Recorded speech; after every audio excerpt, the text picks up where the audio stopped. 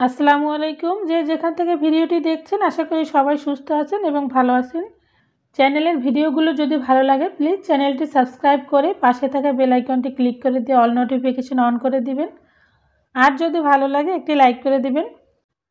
Chicken wings তৈরি করার জন্য এখানে আমি কিছু মুরগির ডানা নিয়েছি। ডানাগুলো আমি ভালোভাবে ধুয়ে পরিষ্কার করে পানিটা খুব ভালোভাবে টিস্যু দিয়ে মুছে নিয়েছি।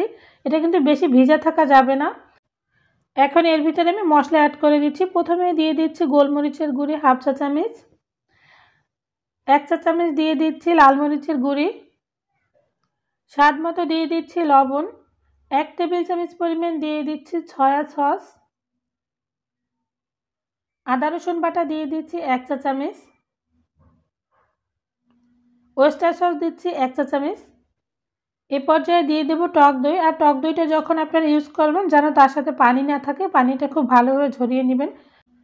আমার হাতের কাছে যে টক দইটা আছে সেটা একটু ভিজা ভিজা, সেজন্য আমি ইনস্ট্যান্ট টক দই তৈরি করে নিচ্ছি। এখানে 2 টেবিল চামচ পরিমাণ গুঁড়ো দুধ দিয়ে তার ভিতরে 1 চা চামচ ভিনেগার দিয়ে খুব ভালোভাবে মিক্স করে নিচ্ছি, এতে করে এই টক দইয়ের কাজ করবে। এবার আমি সবগুলো খুব ভালোভাবে মিক্স করে নিলাম। এখন আমি ঢাকা দিয়ে ফ্রিজে রেখে দেবো সারা রাতের জন্য। এবার আমি উপরে কোটিংটা দেওয়ার জন্য 1/4 কাপ নিয়ে নিচ্ছি ময়দা এবং 1/4 কাপ নিয়ে নিচ্ছি কর্নফ্লাওয়ার, সেই সঙ্গে হাফ চা চামচ লবণ, 1 চা চামচ লাল মরিচের গুঁড়ি, সামান্য একটু গোলমরিচের গুঁড়ি নিয়ে খুব ভালোভাবে মিক্স করে নিচ্ছি। খুব ভালোভাবে মিক্স করে নিয়ে এবার আমি একটি করে মুরগির ডানা এর ভিতরে দিয়ে খুব ভালোভাবে কোট করে নিচ্ছি।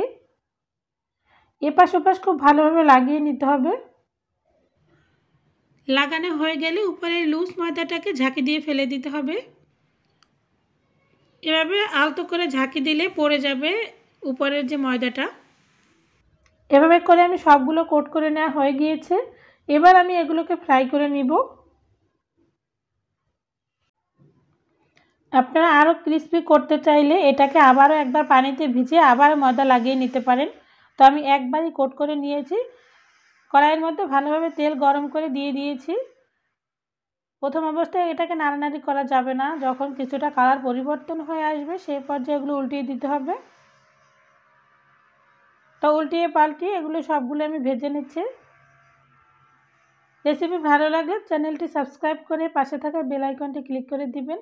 আর একটি লাইক কমেন্ট করতে ভুলবেন না। আর যদি বাসায় ট্রাই করেন কমেন্ট করে একটু জানিয়ে দিবেন। তো আমার সবগুলো কিন্তু উল্টিয়ে পাল্টিয়ে ভেজে নেওয়া হয়ে গিয়েছে। এই পর্যায়ে আমি এগুলোকে নামিয়ে নিচ্ছি। আমি কিন্তু একেবারে ব্রাউন করে ভেজে নিয়েছি। আজকের মতো বিদায় নিচ্ছি। আল্লাহ হাফিজ।